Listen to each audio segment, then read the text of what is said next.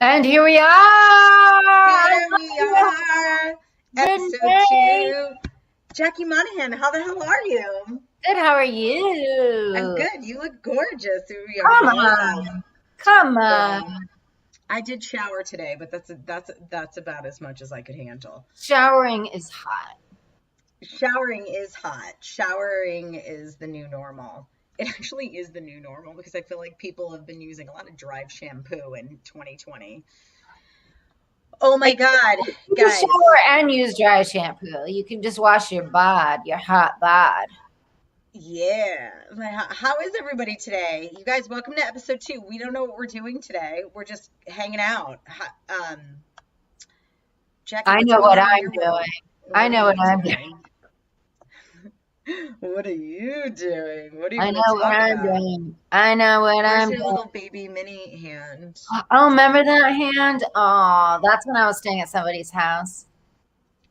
Jack, last season, for all three of you that watched us last year, Jackie had a little baby hand in one of our episodes, and it was It freaking was hilarious. awesome. I need to get another one. Where do I get a baby hand? I guess I could have just, because most people work with a baby arm, but a baby hand is is is my normal.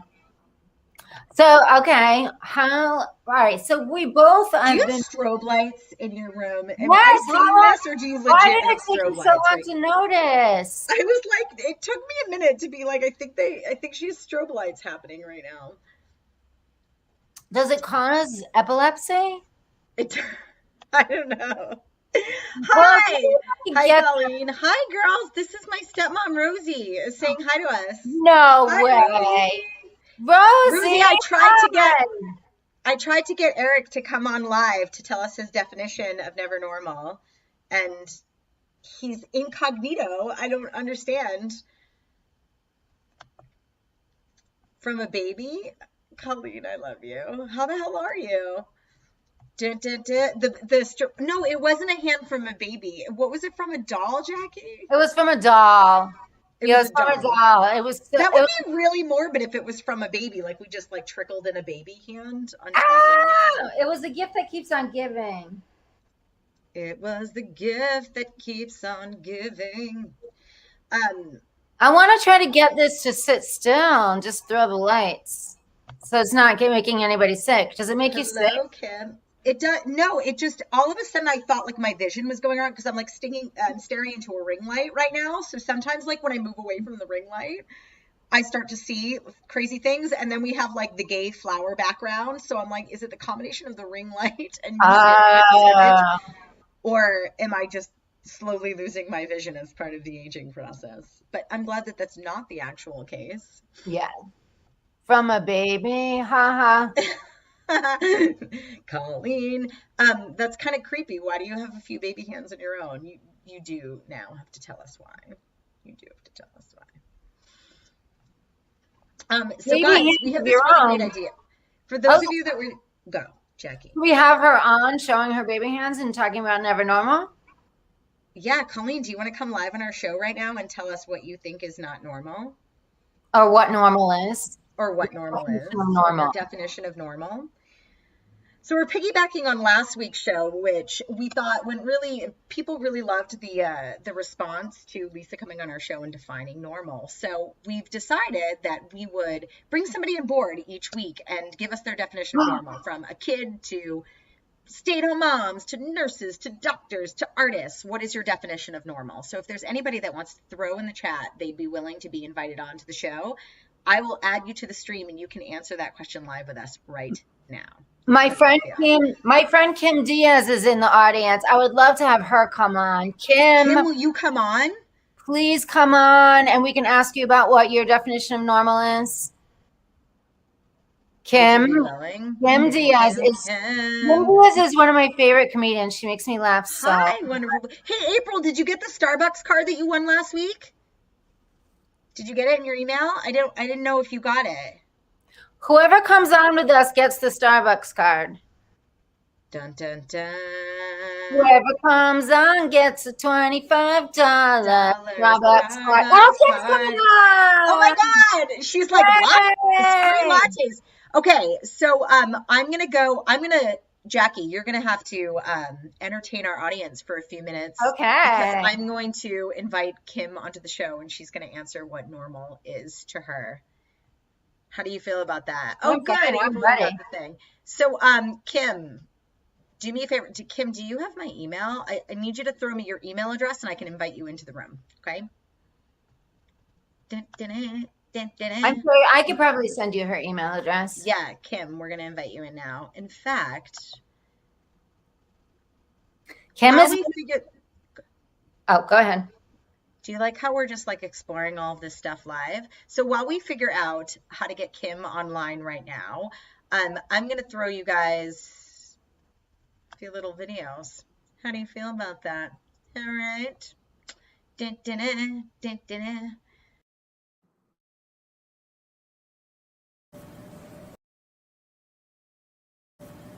Hi, I'm Renee Santos. And I'm Jackie Monahan. And we're never normal.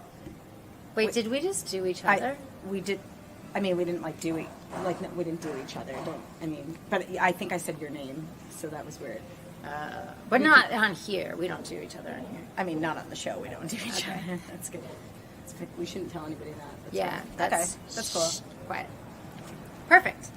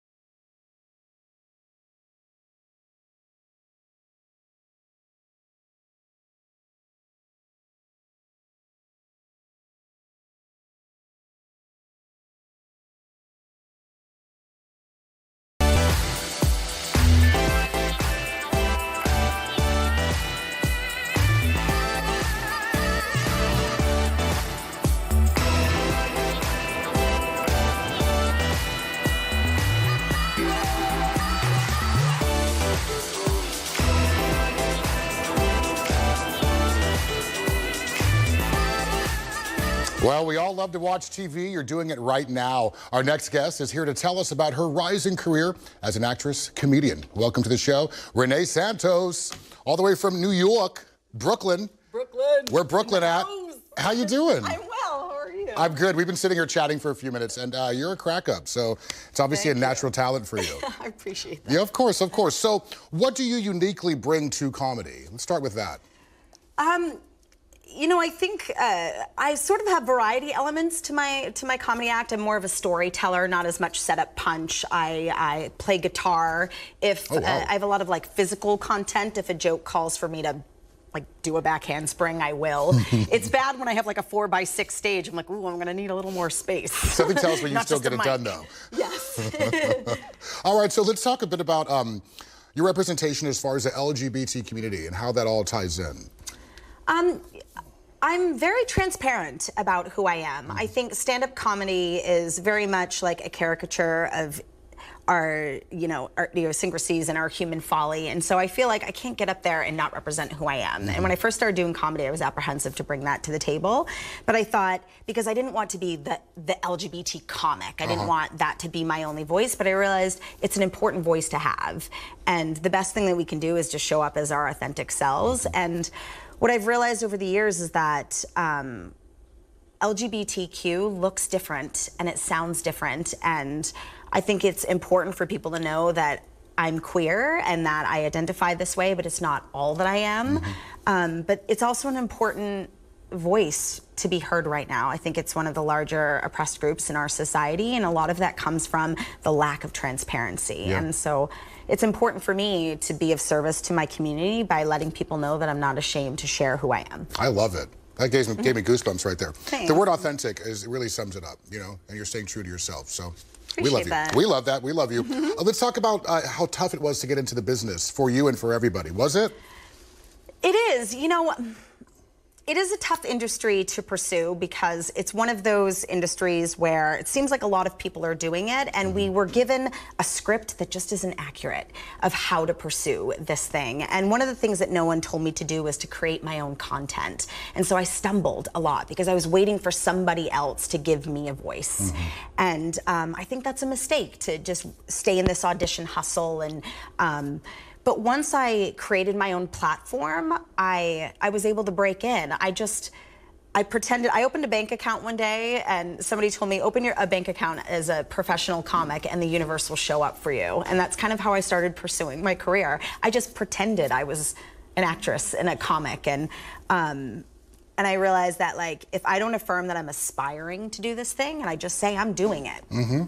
Like, wow, it gives a whole other meaning to fake it till you make it. Because you're embodying it, you're doing it. Yeah, and then instead of walking into the room with that desperation of, can you give me an opportunity to have a voice? You're like, here's my voice. I'm sharing it with you. You want it or you don't want it. I'm learning a lot from you. Young and smart. All right, so tell me this. What's next? Young. What's next for you in the future and the next year to come? I live in New York right now, and but I'm going to make my way back to Los Angeles in early 2020.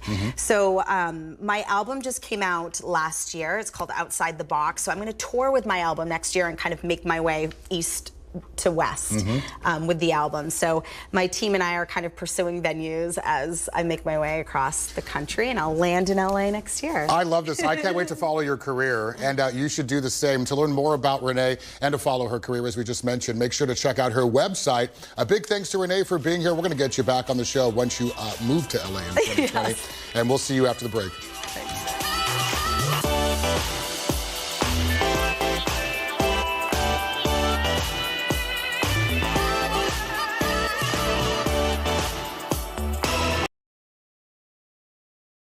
In the room. Hi. Hi. Thank you guys for watching the video. And full transparency, I was like, I need a 4-minute video so that I can get Kim Diaz in the room. This is what happens when what's not normal is planning a show ahead of time. That was my NBC video. Funny side story while we're still waiting. I've invited Kim into the room.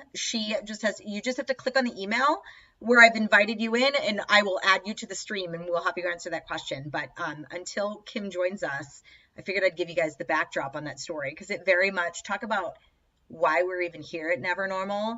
My album that Jackie and I shot a week apart in Seattle at the same exact place. This happened to be my album, but she shot the very next week. It was very interesting. I had this NBC interview promoting that, and then I was going to go on tour, and my whole plan was to slowly move from New York to LA. And then coronavirus happened, and none of that went down. So there is nothing like going on my first national TV show ever to announce a tour that never fucking happened because all of society shut down. I'm like, woohoo! Here's my first tour, and then nothing. Now what? So we decided to create this vlog, which is, just as cool as touring the country with your almost better. It's almost better. So this is how we ended up killing our time, as opposed to doing a bunch of dates all across the country. Although, Jackie, I did my first live comedy show last night, with real humans, with real people and stuff. Where? In Winnetka at someone's private house, but it was still very exciting, because I would say something and then a human would laugh. It wasn't like in the Zoom room where you're in the room by yourself. It was amazing. That's amazing. It was really, really exciting. How exciting. Can we talk about this experience? Have you done this? We were talking a little bit before the show, just this thing about transitioning art to the virtual platform, and getting back to doing some of it live, and the expectation for what we need to do as artists now that things have sort of transitioned into the virtual platform. And I thought this would be a really interesting conversation to have today, because I can assure you this is not normal. Guys, we used to just submit headshots and then show up in rooms with casting directors that filmed us. Right. And now we are the director, producer. We have to get the other reader. We used to get in the car, drive somewhere, and there'd be a different reader, there'd be different film people. We had to learn the lines. I mean, there there is a whole different thing, because now we have to do it all ourselves. But the plus side is we don't have to drive anywhere. We're not ruining the environment. We're not looking for parking. It is, yeah. So that's the good part of it. And we don't have to put pants on. We don't have to do pants on. It's always 3/4 shots in auditions. Auditioning For those with of you who are not in the industry, the reader is the other actor that's off camera that's just helping you read the lines. But in the past, that person was usually the casting director. So when you got an audition, you just memorized the script and then you showed up at the casting director's office and then you read with them. But now you have to like get your own stage lighting. You have to have your own sound equipment. You have to have your own platform to stream. You have to have a green screen and a stage lighting. You have to produce it. You have to edit it. You have to cast it. You have to edit find somebody else. You have to have enough room on your phone for a new video, which I don't have. I just got 2 readers for a part, and then we spent hours doing it. We got it done, and my phone didn't save it. Oh my God. Because I don't have enough room in it. I have to get a new phone. I need to get a new phone too. That's the other thing is like now having the most technologically like savvy instruments are also more critical. So like the investment in our career, not that we're like, we don't want to sound like we're this not is critical. very privileged things to complain about. And we know that. Champagne problems, Megan Trainor. We're not complaining. We are loving, especially. But we're fully getting into acceptance that this is probably going to stay this way even if things get back to normal. I think now that it's been a way to like, is Diaz ready? I'm calling her so we can try to figure it out. She's in the stream right now, but I just wanted you to be able to finish your thought, and I'll add her. Oh, okay. Okay. In just a second. Thank you, April, for your comment on the video. Yes, it was a. Yeah, that was a great video. Oh, thank you. It was super fun. We're gonna get Jackie's stuff on next week too. You're freezing a little bit, Renee. You're freezing a little bit. Yeah. Oh no, it says my internet is unstable. You know why? In LA right now, it's hella windy. I bet it's shaking that's what's going on. Because normally Renee has the premium Wi-Fi. Usually it's premium. Well, you know what? Can you hear me now, Jackie? Let's invite Kim on let's invite Kim on the show, and I'll let you chat with her for a second until I fix my Wi-Fi. Yeah, it's all set. Right. You're better. Hello, Kim, where are you? Let me put my earphone in here so I can hear you better. Thank you so much for joining us. Oh my God, it's heaven to see you. Oh, that's better. It's very nice to see you too. My God. The first time I saw Kim Diaz, she was at Andrea Myerson's show, and she was like getting ready to perform, and she was like jumping up and down and shaking and getting ready. And I was like, this woman, like, what is she going to talk about? Like, I totally had like pre-thought like she wasn't going to be funny, and she got up, and I was just like, I love her, and I've loved her ever since. Like, her performances are so originally her, and her mind is so unique. I love it. Kim, I just love you. I'm so glad to see you. So I'm dying to know your definition of normal. What is your definition of normal? Oh God, my definition of normal. I haven't thought about this in a long time, but when I was in high school, I used to wear this button that said, "Why be normal?" That was like my mantra. I just didn't want to be. I love that. I love that, Kim, and I can see that you've succeeded. Kind of. You're slaying it with being completely abnormal and embracing it. Way to go. Where are you right now? I'm at work. I'm on the terrace at the top. Well, I'm almost leaving work. I'm almost out of here, but I'm at on the rooftop of my building, and love it. Did you full on just sneak out to the roof of your building so you could answer this question for us on our show? No, I was just I've been on standby, so I've been up here for a while because otherwise there's like no windows in the building, and so this is like the only place to get fresh air is like up here, you know. Yeah. Are you? Great job Anyway, on double masking. I'm very boring for such You're an not boring. abnormal person. You're not boring at all. Tell me more stuff about not being normal. What made you know that you wanted to wear a pin that said, I don't want to be normal? Good question. Well, so why be normal? Well,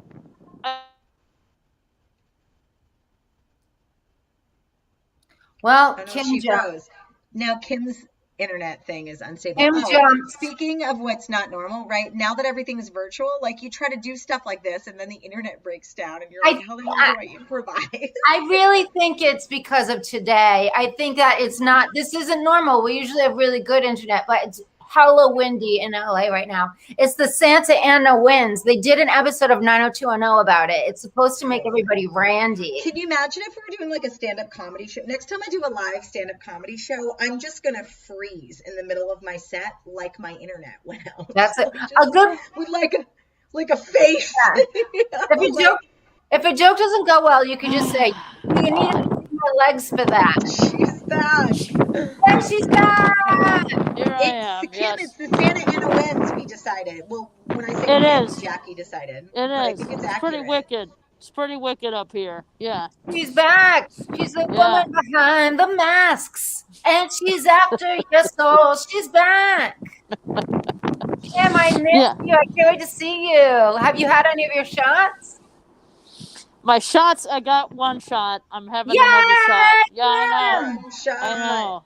Yeah. Kim, what's the Have you guys first seen thing? the new Jimmy Kimmel TikTok about it's No. late night with Jimmy? It is the funniest TikTok I've seen. It talks about the shots, and he does this bit where he says like Pfizer put out a state, they only give like one, they're arguing over what is better, one shot or to get the 2-shot vaccine. Like Pfizer, and so they he says Pfizer puts out this public statement, and it's the Eminem song that goes, you only get one shot from Eminem song. And then like the second bit is like Moderna is arguing that Moderna and Johnson & Johnson are arguing that like 2 shots is better, and they released this public statement, and then it's that song, it takes 2 to make a thing go right. It's really funny. And then at the very end, they're like, finally, everybody has come to terms and just agreed with getting vaccinated is good. And so they all released this statement, and it's that song that goes, shots, shots, shot, shot, shot, shot, shot, shot. That's awesome. Super funny.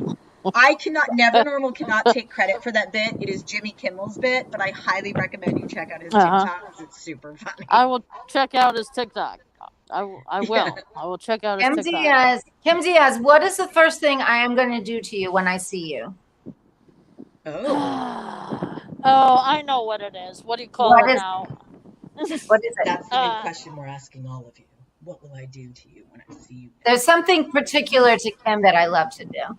Yes, well, she scares the shit out of me, is what she does. But what is the term with her you presence, or is it a behavior? No, it's a behavior. And she sexually assaults me, is what happened. Oh Jesus! So I motorboat her. that's right. You That's the word I was motorboat looking her? for. That's beautiful breasts. Oh my God, that is so controversial, Jackie, because you can only do that because you're a woman. Imagine if some guy just randomly came up to you and motorboated. I'd break his nose. I'd break his nose. I broke a guy's nose before. So do we get a free pass? Is that normal? Do we get a free pass as women to just motorboat whatever? Right. Because as a lesbian, I'd like to know if I can. Now you're making me feel bad. Well, Kim. Oh, Kim, what if you had me arrested? Are you getting all that noise? A lot of noise here. I don't know. Anyway, Kim, you should sue me, and we'll be on. What's that court? I'm getting a lot of. I can't. Sorry. Oh, okay. We'll let you go, Kim. We love you. We love you, Kim. Thank you for answering our question. Will you come on next time? Okay. Oh, sorry. I think it just disconnected on her. Kim, that is hilarious that you motorboat time. her.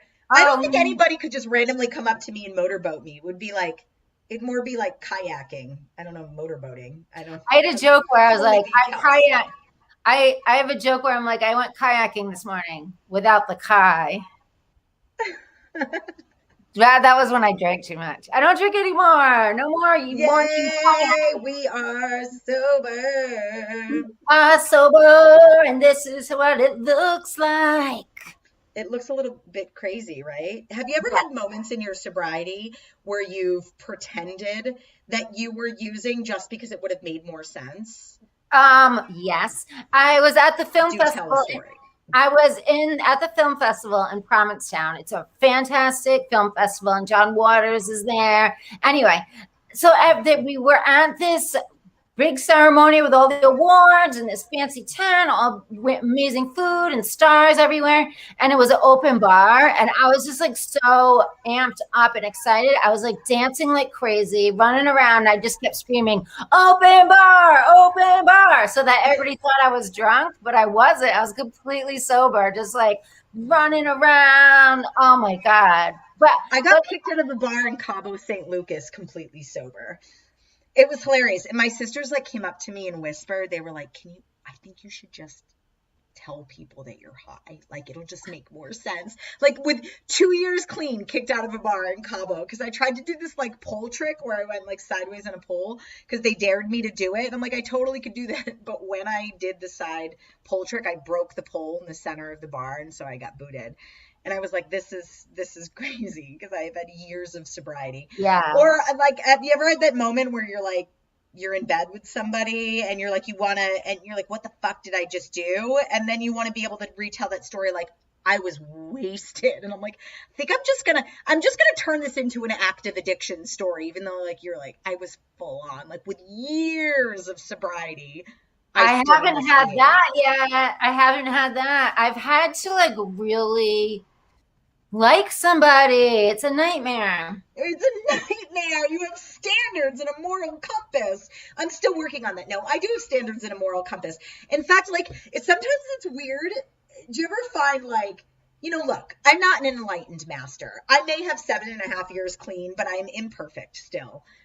Just for another year, and then I'm going to nail it at year 8. No, just joking. But like, I have like a toolbox now where like, if I feel like I'm down the road, where I'm like on the road to making a bad decision, I will ask people questions. I have that moment where I'm going to do that thing. I'm going to have that bad behavior. I'm going to do that thing. And then I'm like, nope, ask other people, right? Like, did you learn this? Like, ask somebody else. So I'm like, I'll call my sister and be like, I'm going to do that thing. Should I do that thing? No. I'll call you, Jackie, and be like, Jackie, I'm like thinking about doing this thing. Should I do this thing? You're like, no. I'll call my sponsor. I'm like, she's like, no. I'll call my therapist. No. I'll pray. No. And then at the end of the day, I'm like, I'm gonna do that thing. You know what I mean? And I'm like, what? How the fuck? And it's really sort of frightening. Have there always been relationship stuff? Sometimes. I think that's probably the area of my life in which I still have to do. But when I get in, I pray. I'm like, please don't let me get like that in a relationship. I just haven't. I was in a relationship in the beginning of my sobriety, and that did happen. I would talk to my sponsor and be like, I want to do this and that, and she would be like, no, I wouldn't do that, and then I would do it anyway. But since I've been single, that hasn't been an issue. Like, I've really been a mother effing saint. I've been a little saint. I call it quarantine. I don't know if it's because I've evolved and I have self-control, or just that God unleashed a human virus that prevented all human interaction. Yeah, right. It could be one or the other. I don't know. Same. I don't know. I could be learning, or God could have sent us all to our rooms with no other people. I don't know. Yeah. Actually, I was in a throuple for a little while, and I fooled around in the throuple. But my sponsor said throuple sounds like you're sick. Like, oh, I'm sorry. I need a second. I'm going to throw. I have throuple. I was in an agita. No, yeah. So I was in an agita, but I talked to my sponsor about it, and my sponsor, I don't think she was excited about it, but she could tell that I had really thought about it. I really just wanted to experience it. But yeah, so I was in a throuple, but I'm not in it anymore. But nobody told me not to do it. Yeah, and why not? I mean, if you're single and you're a grown, consenting so I still adult, feel like a saint. Figure it out. I still feel like a saint, but that might not be as saintish on other people's. For me, it's saintish, but Yeah, it's people, I think sometimes it's saintish to like explore who you are, you know? Like I was in relationship basically for 22 years. Not the same person, but literally I would meet the next girl and then leave the girl before oh, me I too. was with the next girl. Like I did that. I had that monkey syndrome thing like any good lesbian. Yeah. So I never all of a sudden I was like almost 40 years old and I'm like I've never been single like ever in my entire life. So I was like I'm ready to just like be single for a minute. I'm solo poly. No, I don't know. I heard that yesterday in Clubhouse, and I'm just like, I'm going to say I'm that. I don't even know Okay, what so tell me about Clubhouse. Let's talk about this because I've been hearing a lot. Do you Oh guys my know about Clubhouse? God. I meant to put us on Clubhouse while we're on here. Oh, you can do that? I don't know how that's possible, but so Clubhouse, I've been invited on. Like I kind of know it's like a I invited app, you. right? Will you accept my invitation? Oh, did you? Yeah. I can invite you again. Yeah, I feel like we should be on here and Clubhouse at the same time. Oh yeah. Or we could go on Clubhouse separate and then people would come here from Clubhouse. I mean, this is way funner. This is where the action's at. Because we can see each other.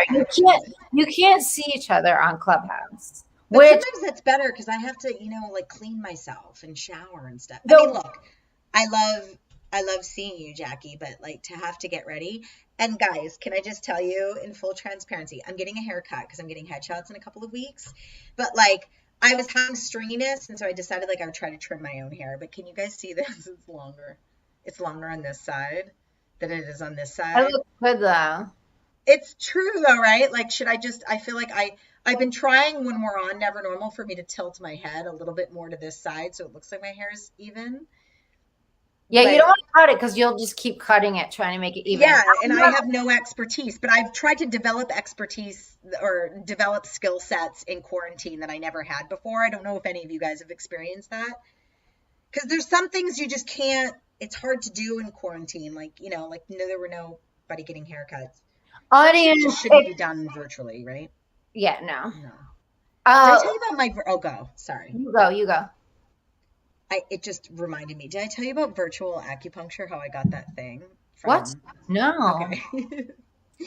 Yeah, virtual acupuncture. So I'm in the process of going through an evaluation because I may need spinal fusion surgery, and so I have to exhaust all these non-surgical options for a year plan, to see how my back responds. And one of the things that they want me to do is acupuncture. So I'm like, I'm on board. I'll do acupuncture.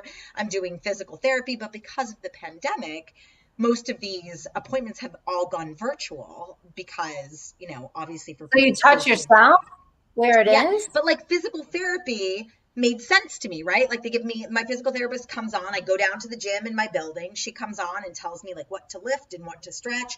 And she gives me a tutorial virtually. And I'm like, wow. All right, I'm on board for virtual physical therapy. I got it. I even did virtual dermatologist appointment too by like just putting my skin up close to the thing. Like some things I understand doctors can do general evaluations, ask you questions.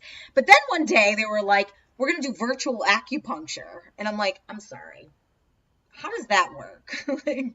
Did you take a pin and stick yourself? They send you a package of needles and then do like a walking through tutorial. And I'm like, there's where my boundary is. Like, I'm not doing Zoom acupuncture. All right. Yeah. I'm like, I will wear 742 masks and a fucking face shield, but I am not sticking needles in my own body. I'm like, didn't you do like years of Chinese medicine and you're going to send me a kit and make me be my own acupuncturist on Zoom? Like, I'm not doing it. Wow. It was a real thing. You want to know something I've never talked about? When I have a bad back too, same thing, and nothing would make it feel better.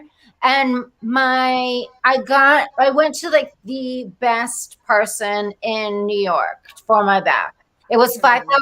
It was so expensive. And I got on this machine where it's weighted and it pulls me. Oh, yeah. I've done it where they like lift your neck off your. I loved it. So I would be on this machine and that felt great. And then it was this super fancy acupuncturist, right? And the acupuncturist, first of all, if I went hungover, The acupuncture hurt like a mother effer. Like it hurt so bad. And then if I went without being hungover, it didn't hurt at all. It was so interesting. But also the doctor said to me, he's like, you need to stay away from air conditioning. It's not good for you. And B, quit drinking. Oh. And then And it that was helped your back? it did, yeah. But I didn't quit drinking for like 10 years till after that. Damn. But it was that's very much a part. But I believed him. I was like, oh God, because I hate air conditioning. I can be in a room where there's air conditioning if I really need it, like if it's 90 degrees out. But if it's 80 degrees out and there's air conditioning on, like it goes to my bones. Like I have to leave. Like it hurts me physically. Ooh. So it made me be like, he really knows what he's talking about. Yeah, I hear that. That makes sense to me. Damn, I wish I quit. When I quit drinking, my back pain went away. I felt like it intensified because like that was such a huge part of my active addiction, as I was like self-medicating because I had a back condition. So then when I stopped self-medicating, I just had the back condition. Yeah. And now I use Thermacare. There's a book that you could read. Heal, right? Is that what you're talking about? Somebody referred this book called Heal, and they made it into a documentary, I think. And I'm into it. It's helping me because I do believe there is a difference between believing the diagnosis and then the prognosis. And I'm trying to be careful because like there's that line of like somebody says you have lumbar spinal stenosis. If you look at my MRI, it literally that disc is floating in my spinal column like a bag in a tree. Like it's a real thing. And then you see my spine is actually fusing. My L5 is fusing to my S1. Like, so it's hard to look at that and be like, I don't have it. I'm not going to believe it. But then I believe you have to believe the prognosis that says, I'm never going to be the same. I'm not going to have the same quality of life. I'll never be able to do a triathlon. That to me is the prognosis. Like what happens because you have this condition. So I'm trying to find that balance between like surrendering to the actual diagnosis without accepting that's another similar thing that we both have a bad back. We both have back problems. What else can we add to the list? I know. I remember I told my best friend, I was like, my back, like it's never gonna be the same. And he didn't seem to like really care. Like he cared, but he wasn't registering with him. And I was like, I'm never gonna be able to do this or that. And then I was like, I'm never gonna be able to jump on a trampoline again. And he and I always jumped on trampolines. And he was like, oh my God, oh no. But it really did get better. It did get better. From jumping on a trampoline? Because that makes me want to vomit, and it also makes me pee myself a little bit. I'm going to I can jump on trampolines. He actually got me, there's a place here that you can jump on all the trampolines. He got me it for my birthday when I could go before the pandemic. But yeah, my back just got better. I didn't get the surgery. They exhausted everything and said I had to get the surgery, and I didn't. But I would like to do this. I want to get both of our spine x-rays and put them together. Oh my gosh, we should do that for next week. Fuck it, right? Yeah. Yeah, it would be really I almost wonder if I could give you guys the picture of my spine. We should do that. And then maybe for Never Normal season 3, like I'll get the surgery and you won't, and then we'll like compare who lives better. Yeah. So fucked but up. It's true though. I don't really run. I used to run cross country, but I don't really run now. Like it would hurt too much. Yeah, and I think that's partly what's like bumming me out is that when I had this meeting with the neurosurgeon, because they realized like I was having a lot of neurological like issues with the spasming and stuff. You know, they're like, well, you may not be able to run, you may not be able to do that. And then I'm like, okay, but here's my question. If I had this surgery, like just answer this question for me. What are the odds that I could return to, like part of my quality of life is like, I'd like to do the things that bring me great amounts of joy. And when I got clean and sober, doing triathlons was a sport I fell in love with. I was doing those in my active addiction, but for very like egoic reasons to like impress people. And it became like a meditative, very healing part of my practice. When I got clean and it like really calmed down my ADHD since I was no longer medicating, being an endurance athlete. So it's huge for me. And I really would like to get back to doing endurance sports. So when I said to my doctor, like, I understand, see, to me, that's part of like, if it is not in alignment, that's like me falling into this prognosis where I'm like, I can't ever be a triathlete again. Like, I'll be fine. I can still walk around. I'll be able-bodied. But you're just not going to be an athlete again. But I'm like, being an athlete is part of what makes me so happy. So if I get this procedure, what are the odds that I would be able to return to being an athlete? And I'm like, I'm not trying to win. Like, when I do a triathlon, you register. There's like, you can register as a competitor or participant. I'm like, I'm a register as a participant. Yeah. You know, like, I don't win. They call me a middle of the packer. There's always middle of the packer. That's good. I would be at the middle of the packer. I'm good at sports. But I want to do it again. But so no. Yeah. If you get all fully healed from the surgery, I'll get it too. Really? Yes. Yeah. And then we will be like an identical human being. I mean, there's almost nothing. What if we just get our spines fused together? Oh my God, like we just become Siamese twins later in our lives? Yeah. That would be really never normal. Yeah. Although I think there are like crazy people that would potentially do that, like sew themselves. Yeah, we're not really going to do that. Like that crazy Centipede movie. Did you ever see that Centipede movie where they had to like... Oh my God. Do you guys know what I'm talking about? I do. Human Centipede. That movie tormented me emotionally. I did. For a very long time. Me too. I hated it. I started watching it. I thought it was something different. And then when I watched it, I was like, oh my God. Yeah, it was a little bit too much for me. I didn't finish watching it. I was proud of myself for turning it off. Well, lovely lady, we do have to sort of get close to wrapping it up, but I wanted to just say one last thing. I know this is, so one of the things that Jackie and I do not have in common, there's only one thing that we do not have in common, and that is my obsession with my age. I'm obsessed, Jackie's not. And it's probably much better and healthier.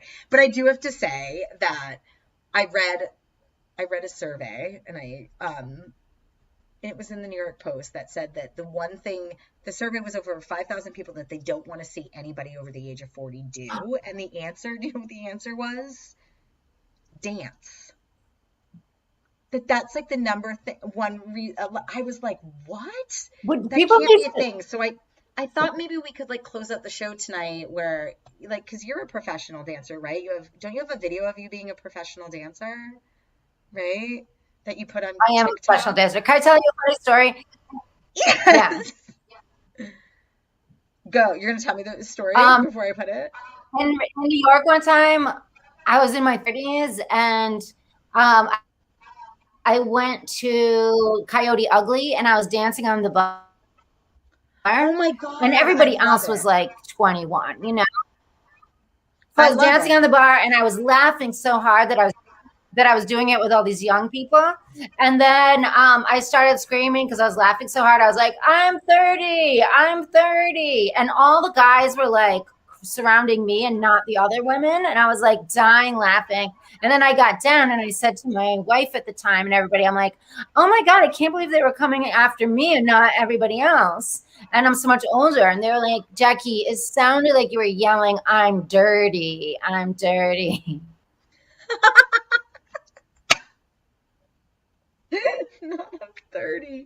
That is really, really, really an amazing story. I think that the day that you and I get to be in the same room together and do Never Normal together, we should dance it out together. Oh, definitely. And arm in arm, neck and neck, and I'll even let you motorboat me if you want to. I'm motorboating the shit out of you. Yes. I want us to go to like the Cecil Hotel and stuff. Have you watched the documentary about the Cecil Hotel? No, what's that? Watch it, and then we'll go to the Cecil Hotel and we'll like videotape it and put it on this. We won't film live there, but we'll take a video of us there. We'll dance and we'll put it on there. I'm excited. We'll have like field trips. We should do it. Yeah. How do you guys feel about that? We should start doing field trips, right? Yeah. But we can videotape it and bring it to them. We don't have to do it live. That's too much. That is too much. All right, everybody. We're going to close out with Jackie's extravagant dancing and see you all next week. Because when you're 40, you can still dance. And this is...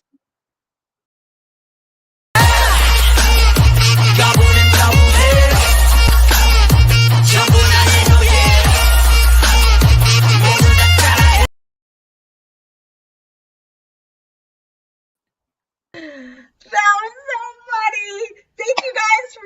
us on Never Normal, Season 2, Episode 2. We have no idea what this episode was about. It was like our Seinfeld episode, you know? Isn't that the concept of that show? They just started doing a show about nothing. So today was a show about nothing. Thank you for joining us. We'll have another person coming on with us next week to answer what normal is to them.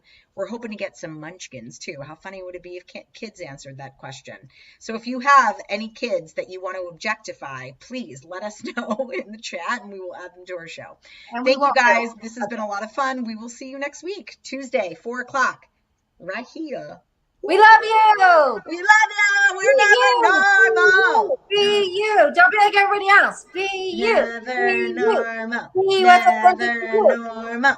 Be what's Never normal.